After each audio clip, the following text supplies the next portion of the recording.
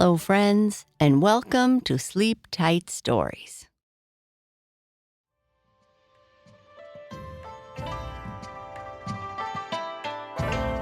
This is a story about a chef who makes the most delicious dumplings.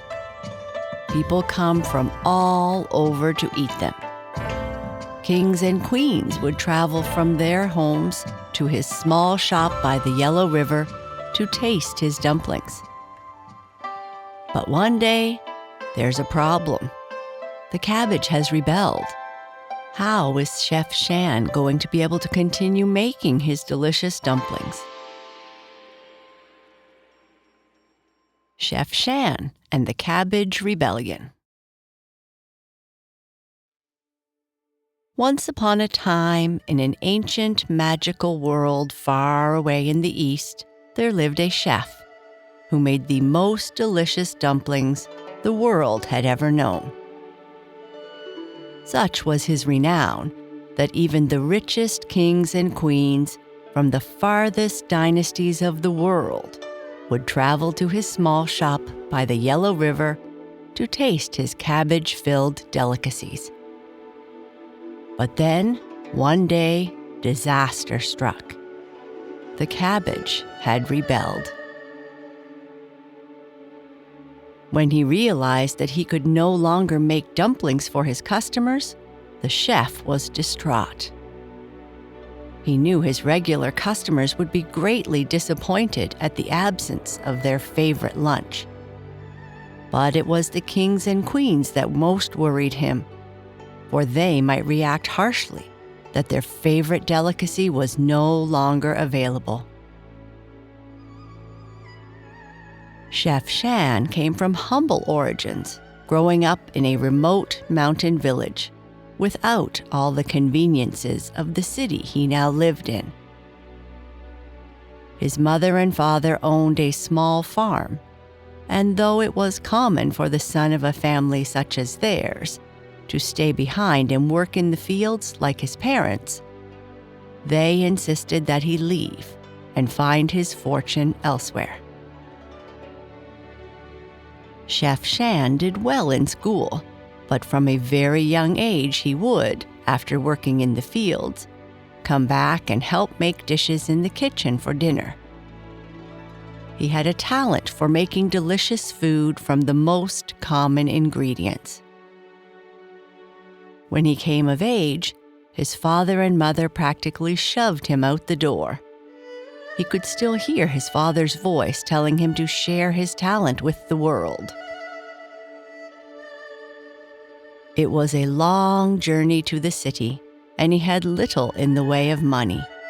But Chef Shan started with a small cart, selling steamed buns, and little by little, over a period of years, he had enough success to open the small noodle shop where he now sells his dumplings, based on a secret recipe that has given him such success. If he didn't do something, how could he continue to help support his father and mother at home? How could he continue to feed his neighbors such delicious food? And how would the rulers react without his delicacies? Despite his desire to do something, he felt he was just a common man and did not know if he could address whatever grievances the cabbages may have. Chef Shan was not the only one worried about the loss of his delicacies. He was correct in worrying about how the rulers might react. Not far away, in the largest city of the province, lived a great queen and head of one of the most influential dynasties this part of the world had known. She was not in a good mood. Upon hearing that there would be no more dumplings, this great queen became incensed. If she could no longer eat these delicacies, she would not be happy. And if she was not happy, then how could she rule? If she could not rule, then her kingdom would crumble, and the life she had grown up into would no longer exist. Unlike the chef, Queen Zi grew up with everything her heart desired. She had all the latest toys, many gold plates, diapers made of the finest silk, and a mother and father far too busy with the affairs of the kingdom to spend time worrying about her. She was groomed to be the leader of the kingdom from the time she was 2, and though she loved art, was forced to study topics related to the future running of the kingdom. In a fit of anger, she ordered the guards to go and speak to the chef to see if he was responsible and to quell the revolt by the cabbage. Luckily, the queen's most trusted advisor, a young man named Tian, suggested that she pause for a moment. One cannot think clearly when we let our anger rule our actions, he said. Change often comes for a reason. Perhaps we should first go and talk to the chef and cabbage, because through conversation, we can learn a great deal. Queen Zi and Tian grew up together. He came from a family of artists and was one of Zi's only true friends. And because she trusted him so much, she listened and agreed, but with a warning that if he didn't find a solution, that her court might force her to send in the guards. There is nothing more dangerous than a hungry court, she said. So Tian left the comfort of the imperial palace and set out alone towards Chef Shan's small restaurant by the Yellow River. In going there, Tian hoped to convince the chef to find a solution so as to avoid a Julienne-like disaster. Tian walked all day along the road that wove through rich green fields of rice, through smaller towns and tall forests, until he finally arrived at the banks of the Yellow River and the town where Chef Shan's dumplings were made. Arriving at the restaurant, he knocked. Opening the door to the restaurant, Chef Shan said, "I'm sorry, noble sir, but my restaurant is closed as we have sold out of dumplings." "That I know. I am Tian, and I have been sent by the great Queen Zi to help solve this dumpling disaster." Upon realizing who was at his door, Chef Shan became nervous and said, "I can assure you I have had nothing to do with this matter, and, being a common man, what could I possibly do to help?" "May I come in and trouble you for some tea?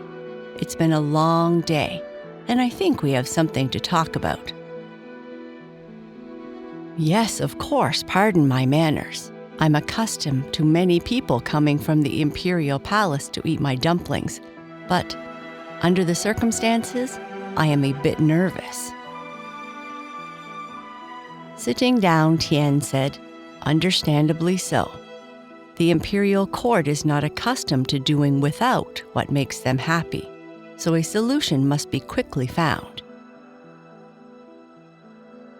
Pouring some tea for first Tian and then himself, Shan sat down and said, "But what can I do?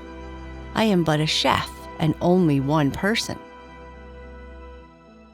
After sipping his tea, Tian said, "Solutions to great problems often come from people like yourself. All you need to do is try. What do you suggest I do?" Finishing his tea, Tian replied, "We must go now and talk to the cabbage, understand why this has happened, and try to find a solution." "Now? But it's already getting late." "We should not delay. They respect you, and I would guess they appreciate you elevating cabbage from a simple side dish to a juicy delicacy. You are the perfect person to listen to them. Afterwards, I will rush back to the imperial palace to relay, hopefully, what will be good news. Chef Shan and Tian then left the restaurant and walked through the town to the cabbage farms outside town. By the time they arrived, the sun was starting to set and the farmers had gone home for the day.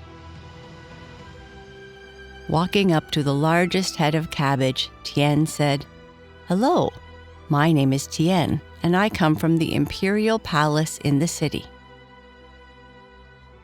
The head cabbage replied huffily, "Well, it's not very often we see someone from the imperial palace out in the fields getting their shoes dirty.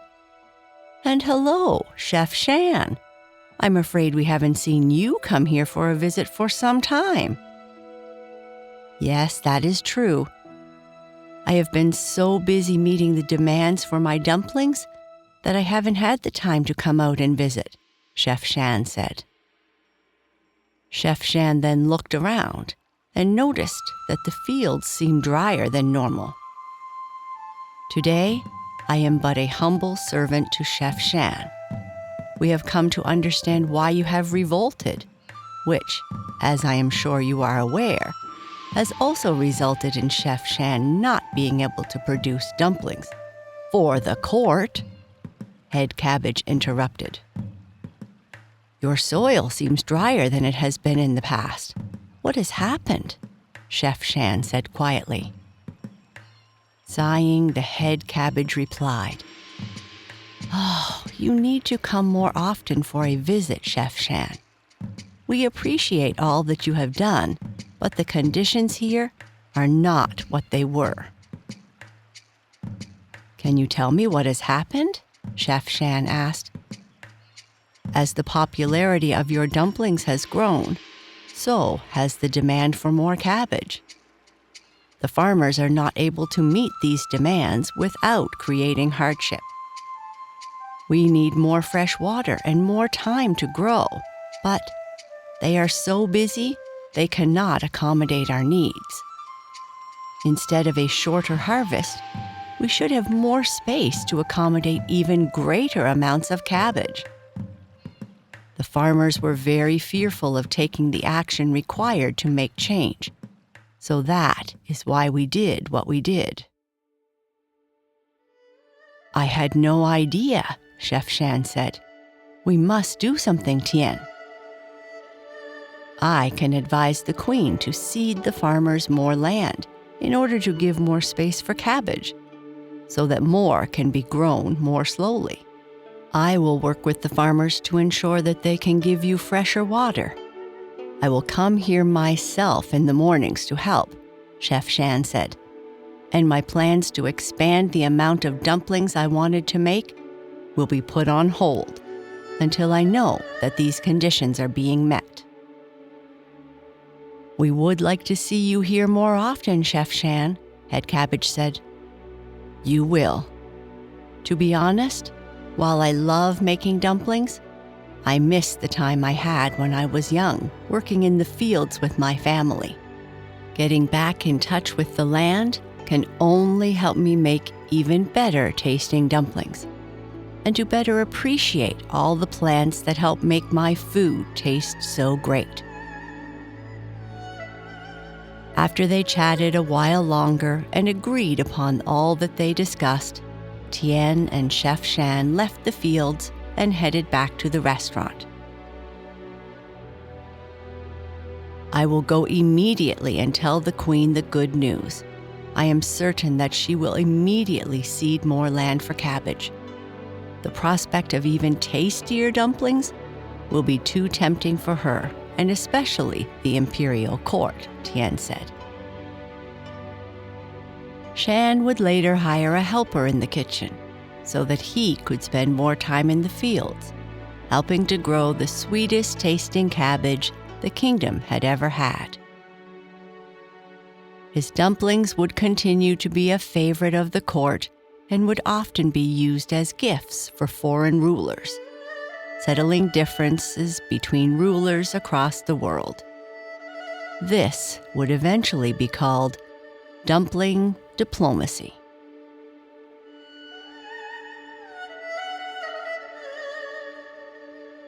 And that's the end of our story. Good night. Sleep tight.